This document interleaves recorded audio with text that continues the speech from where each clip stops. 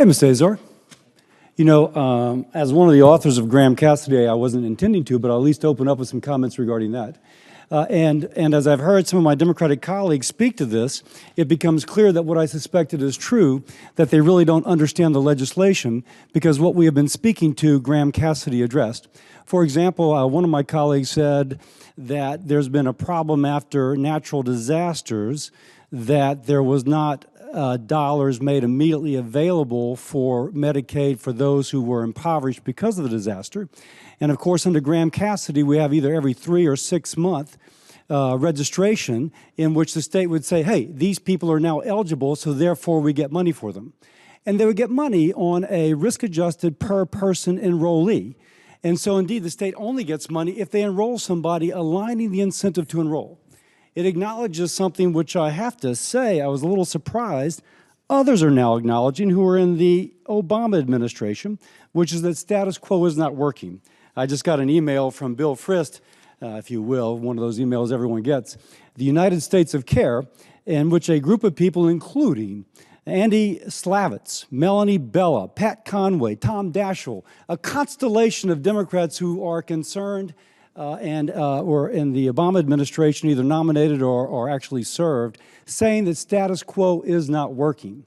So it's interesting, people are defending a status quo which is not working, and I'll digress just a minute more to speak about how it's not.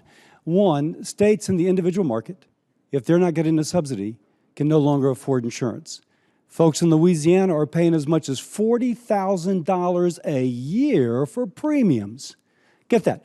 $40,000 a year. Now, people like Andy Slavitz and Melanie Bella are acknowledging that, but some folks up here aren't. This is not sustainable. It's not sustainable for states. Oregon is having to pass new taxes in order to pay for the state share of Medicaid expansion. I heard one person say who opposed it. She said, we're excluding unions, but we're taxing individuals and small businesses. They're the only ones without lobbyists. And so those without lobbyists will pay the tax for everyone else, Oregon having to pass new taxes to afford the Medicaid expansion. So what Graham Cassidy did is it told states that if you can't afford the match, you don't have to put it up. One other thing I'll note, Senator Nielsen from Florida was concerned about the impact on his state. Under Graham Cassidy, Florida would have gotten $15 billion more than under current law to care for those who are poor, are poorly insured in their states. Why somebody would oppose, as a doctor who took care of the uninsured for 25 years, why somebody would oppose 15 billion more over 10 years to care for the poorly insured in their state, I have no clue. No clue whatsoever, except a dogged determination to support status quo. That said, now I'll get to my question. I had an intriguing conversation yesterday. Don't know if it's true, but I'd like your thoughts. That Medicaid best price actually drives up the cost of of medicines for everybody else.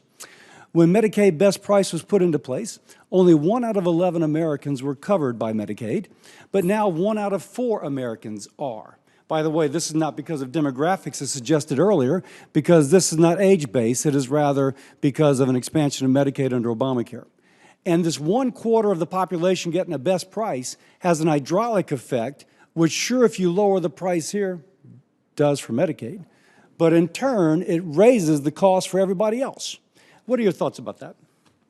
Senator, I think that's a very, very perceptive observation, and I think it's something that we have to be careful of, not just when we talk about drug pricing, but when we talk about just our hospital physician services with Medicare and Medicaid. If we end up underpaying what sort of natural market forces would lead to, we'll see higher rates in the commercial space, for instance, and we end up having this, it's called the cross-subsidization problem. I get that. Specifically on drug costs, though, because that's obviously a major emphasis of the Obama administration. Yep. Does Medicaid pricing increase that cost? If we underpay in Medicaid, it will increase costs elsewhere. Then let me ask you one more thing. Related to that, I was also told some states have carved out the pharmacy benefit from their managed care contracts. And carving out that allows them to get the rebates. And they're preferentially going to name brand drugs, the higher priced drug, because it increases their rebate. As long as the federal taxpayer is paying 90% in the Medicaid expansion, it's a good deal for them. Sure, it increases what the federal taxpayer pays, but the state gets more in rebate. Have you observed that? I have seen that on the carve-outs, and there is a bit of a perverse incentive in the Medicaid system to carry branded drugs because of the rebates are so high compared to generic drugs, and so from the program perspective, it can actually be beneficial to the state Medicaid program to receive the branded rebate as opposed to paying the reimbursement to the pharmacy, which is acquiring a generic drug at quite a low price. It's an oddity in the system. So we have misaligned incentives, don't we? Yeah, we need to work on that. Yeah, I will say, and as I close, is that the Graham-Cassidy aligns incentives. It does not incentivize states to do that sort of trickery to hose, if you will, the federal taxpayer in order to make money for the general fund of the state, but frankly, ultimately driving up costs for everybody else. Thank you. I may have a second round. Let me first observe, not related to you, but someone earlier had criticized the Tax Cut and Jobs Act provision, which doesn't allow the deduction of state and local taxes.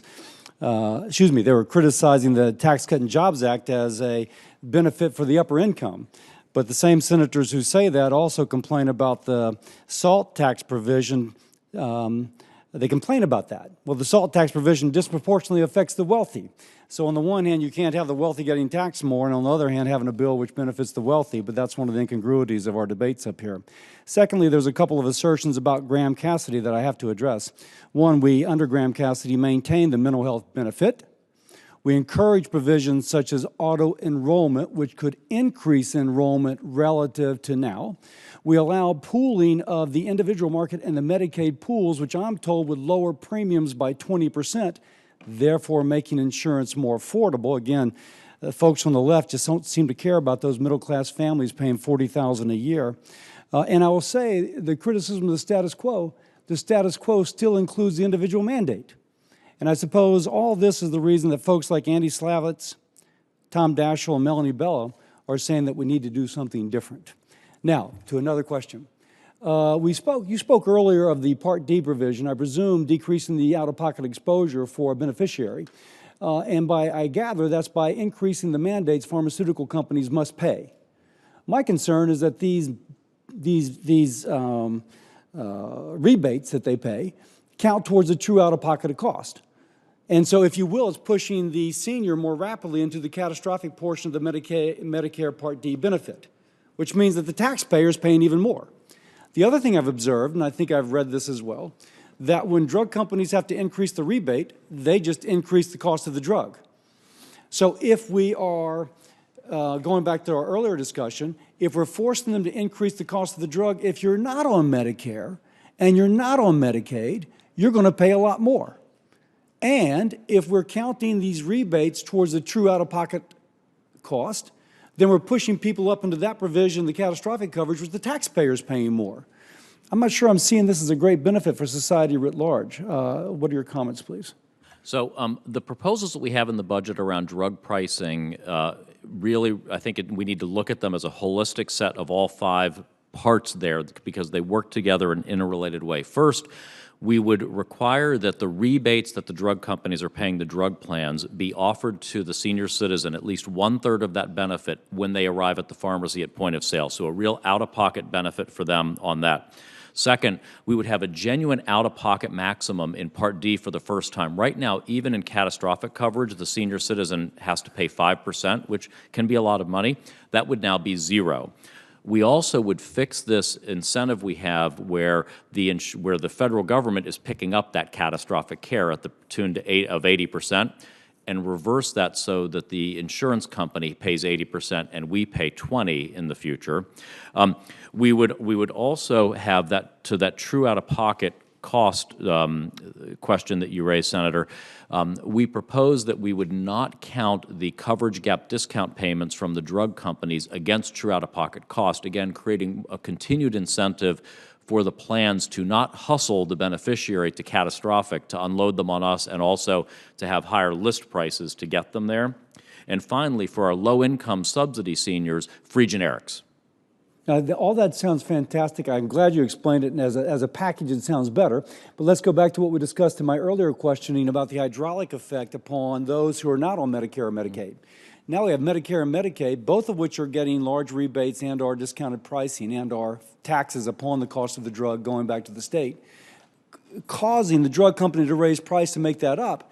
Is that going to increase the price that the person who's either paying cash through a small business group plan or through the individual market pays for their drug? I don't believe the mechanisms that we are proposing would have that effect, because what we're trying to get at in particular is the out-of-pocket to the patient, which is much more a matter between them, the insurance company, and us. And so we want to get that out-of-pocket to the patient down, and then reversing the incentives on list price. The net could even remain the same to the program level. I do hope that we'll keep good incentives to keep driving our net prices down as we do quite effectively. It's that list price that we need to keep. We have to reverse, as you've said, every incentive towards that higher list price. We've got to try to flip those incentives backwards on that, and this is a starting point on that. And I'm going to keep working with you all to come up with other ideas that can either contain or actually pull back those list prices, create financial incentives, create market forces that will actually get those list prices down. I was following you on everything up until the last 45 seconds, but we'll have a follow-up conversation on that.